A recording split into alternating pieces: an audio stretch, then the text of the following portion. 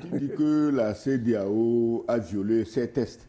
Non, la CEDEAO, au fait, puisqu'elle n'existe pas et elle ne réfléchit pas pour elle-même, celui qui criait « Ah, Accra, j'ai déjà donné des ordres, on va punir le Mali ». Est-ce que c'est la CEDEAO qui parlait?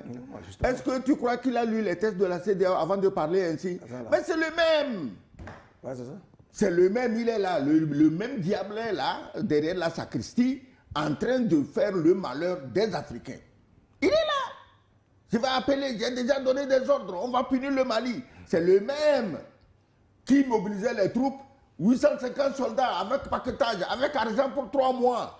Mais j'ai toujours, jusqu'aujourd'hui, je n'ai pas fini de rire qu'il y ait quelqu'un qui soit assez naïf, ignorant de la question militaire, pour croire que 850 spadassins, bidas, peuvent mettre à bas un pays comme le Niger. Ça fait rire, ça fait vraiment rire et ça fait pleurer. Tout ça, est-ce que c'est la CEDEAO? C'est pas la CEDEAO. Les pauvres, ils recevaient des ordres, ils les transmettaient. Point tiré bas.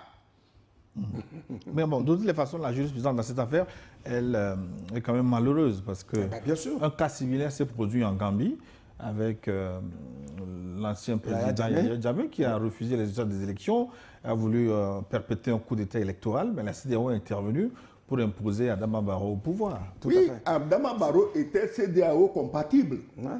Non, non, c'est des pions qui sont choisis, ils sont triés. Et il faut vraiment que vous soyez dans la loge, s'il faut le dire ainsi. Ben, si ce n'est pas le cas, ben, on ne dépend pas de votre cause, malheureusement.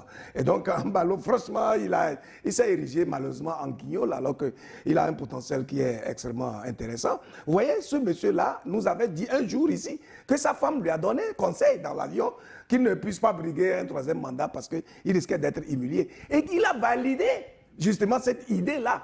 Même quelle est cette incongruité? Même si votre femme te donne un conseil, vous avez besoin de le révéler à la place publique. Et tout ça, c'était pour distraire en fait l'opinion, pour mieux organiser justement son plan. Et à la fin de son mandat, il rallonge d'ailleurs le mandat de 6 mois avant d'organiser les élections auxquelles il est candidat pour ensuite organiser non, ce qu'il lui, a en disant que c'est sa femme qui a dit, c'est une façon de pouvoir se retirer sans dommage. On ne dirait pas qu'il a violé sa parole. Non, il a violé la parole de sa femme. Sa femme ne joue quel rôle dans l'organigramme de l'État.